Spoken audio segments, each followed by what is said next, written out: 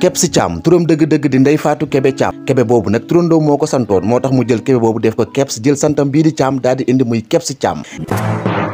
Kebs Thiam nag mi ngi commencé animation vers 2001 ginnaaw bu mu defee formation journaliste ba mu pare baa xam ngeen ni Kebs journaliste sportif la njëkk a doon foofu doon ci Sud FM vers 2001 2003 nag ci la télé bi tijjee di 2STV ci la fi Kebs daal demee. Kebs Thiam nag bi mu ñëwee 2STV ci la révolutionné lii nga xam ne nag moom mooy animation ci wàllum jigéen baa xam ngeen ni animatrice bi di Kebs Thiam tax na jigéen ñu bëri Sénégal bëgg nekk animatrice ndax classe ci professionnalisme waaye charme bi muy dégage ci kaw public am ba mu nekkee 2STV jamonoy 2003 ci la créé ay émissions yu bëri li ci mel ni Star en ligne kii kan la samedi mag coow li 24 heures chrono yéen a ngi koy fàttaliku baax a baax. jamono jooju nag amul ndaanaan bu jaarut plateau Kebs Thiam ndax Kebs Thiam mën nañu wax artistes yi nekk Sénégal bi yëpp Kebs Thiam moo leen may loxo parce que boo xoolee ay plateau yu mu doon def yi dafa nekkoon plateau yi nga xam ne Sénégal da nga ko doon suivre par force ndax jamono jooju RTS moo fi nekkoon ak 2STV te Kebs da nga daa seetaan ay émission force ndax dafa amoon divertissement bu mag a mag 2012 nag si la télé bii tijjee di télévision Futurs Médias Mercato télé am Kebs si la jógee 2S daal di dem fi nga xam ne nag mooy télévision Futurs Médias